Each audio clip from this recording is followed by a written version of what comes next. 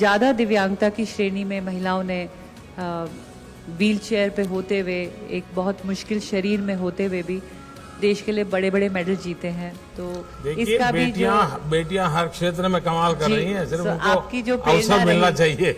आपकी जो प्रेरणा रही सर बेटियों के प्रति, उसके लिए मैं हार्दिक धन्यवाद। बेटियां हर क्षेत्र में अच्छा कर रही है जी। आप देखिए पूरे देश में किसी भी क्षेत्र में देखिए, सिर्फ उनको अवसर मिलना चाहिए बस। हमारा बहुत अच्छा परफॉर्मेंस रहा एथलेटिक्स में, और मैं अपना एक्सपीरियंस एक छोटा सा शेयर करता हूँ आपके साथ। सर मैं 2004 में अपना एजुकेशन पूरा करके एथलेटिक्स में ट्रेनिंग करना स्टार्ट किया, तो मुझे लगा मेरे स्टेडियम में कुछ दिव्यांग एथलीट आते थे, मैंने उनको ट्रेनिंग करना स्टार्ट किया, तो मुझे ये लगा कि ये लोग ज़्यादा फोकस्ड होते हैं।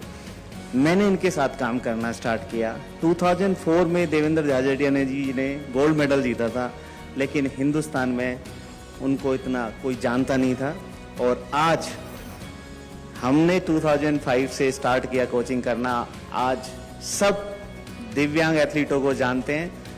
मैं इन उपलब्धियों के लिए सर्वप्रथम आपका धन्यवाद करना चाहूँगा। खिलाड़ियों को अपरोक्ष रूप से बहुत सारी सहायता मिलती है, पर परोक्ष रूप से उनको जो सम्मान मिलना चाहिए, वो जब इस मुकाम पर आते हैं और यहाँ आकर बैठते हैं तो पूरा देश उन्हें जानता है, मीडिया उन्हें पहचानती है। तो यह सम्मान दिलाने के लिए मैं आपका धन्यवाद देना चाहता हूँ। दिव्यांगजनों को कोचिंग करना ये सिर्फ शारीरिक क्षमता से जुड़ा हुआ विषय नहीं है, सिर्फ खेल की टेक्निक से विषय से भी आगे आपको उसकी हर मन की रचना को आपको एड्रेस करना पड़ता है।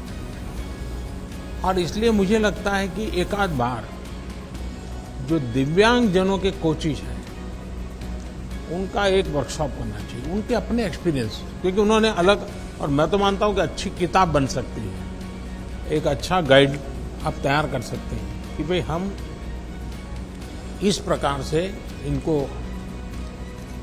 ऐसी समस्या तो ऐसे हैंडल करना चाहिए, निराशा आई है तो ऐसे, क्योंकि आप लोगों ने बहुत कुछ साइकोलॉजिकल चीज़ों को हैंडल किया होगा।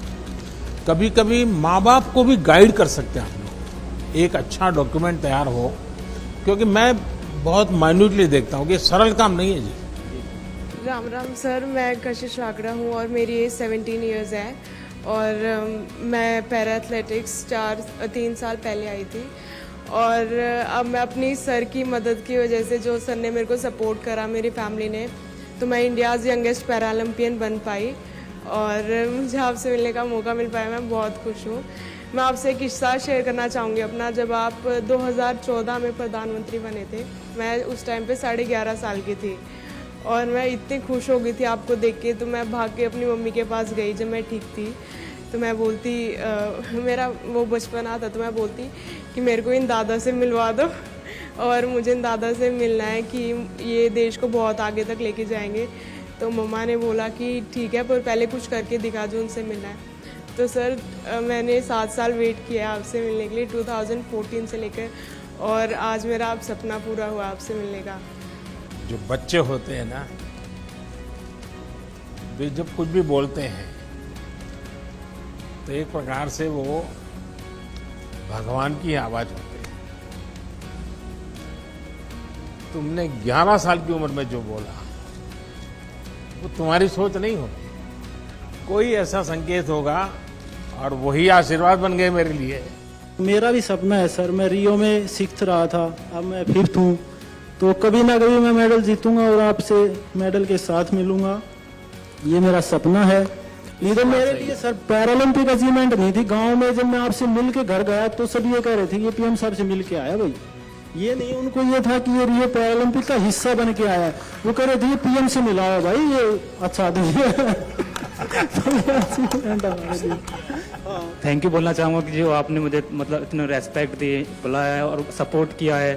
मेडल से चूक गया, गोल्ड से एक जंप की वजह से, पर नेक्स्ट टाइम मेरा टारगेट रहेगा कि गोल्ड ही लाना है अपने देश के लिए। मैं चाहता हूँ कि पोडियम पे मेरा राष्ट्रगान बजे, और मैं बस नहीं, मैं ये जो जिद है ना, इसका तो बड़ा महत्व है। जिद होनी चाहिए कि मैं करूँगा, मैं ऐसे करूँगा, लेकिन अभी जो हुआ उसमें कुछ कमी रही, कुछ तकलीफ हुई, इसको बोझ मत बनने देना, बिल्कुल मत बनने देना।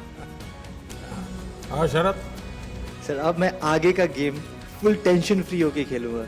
अब मैं अपना स्पोर्ट्स जो मेरा पैशन है उसके तहत खेलूंगा।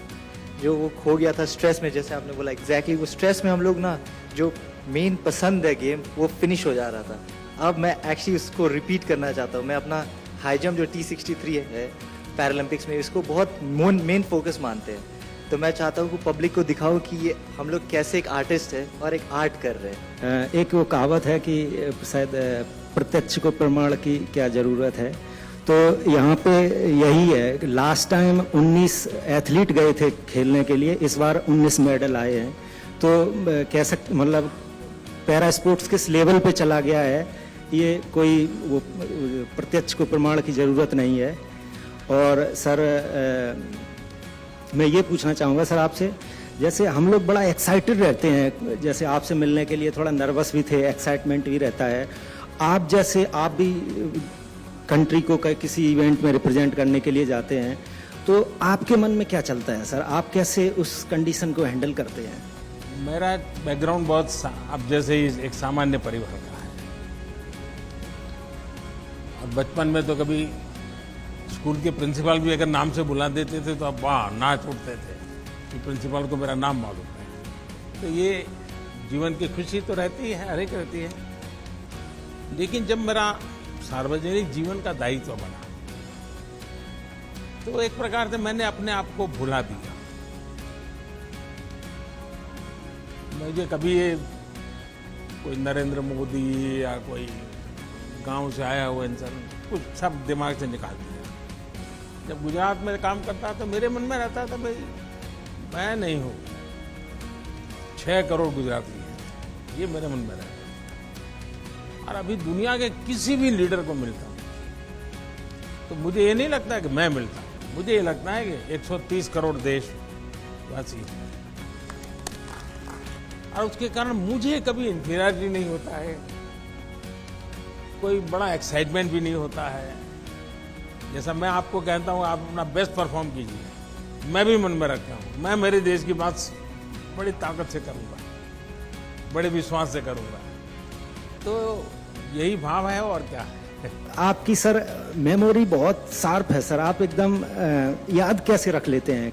जब आप इन्वॉल्व हो जाते हैं ना तो फिर आपको याद नहीं रखना पड़ता है। जैसे मैं देखता हूँ आपके कई खिलाड़ी हैं जिनके पूरी परिवार से मैं जुड़ गया, परिवार के हर व्यक्ति से बात कर ली हो, उनके परिवारजनों के विषय में पूछ लिया है, उनके प्योर परिवार के जीवन में कभी कोई बीमार हो गया ये हुआ, तो एक प्रकार से जिसको कहें अपनापन हो जाता है, तो उसका एक आनंद अलग होता है, फिर आपको याद नहीं रखना पड़ता है।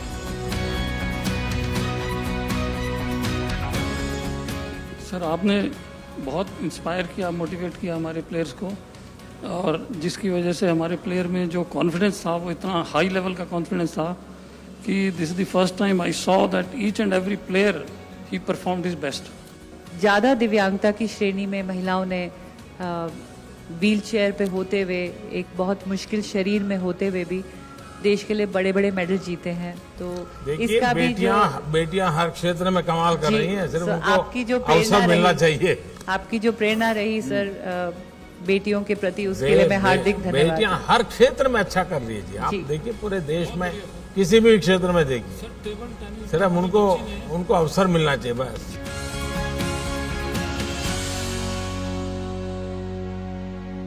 पहले तो आपको बहुत बहुत धन्यवाद देना चाहेंगे हम पूरी टीम की तरफ से कि आपने हमें इतना मान सम्मान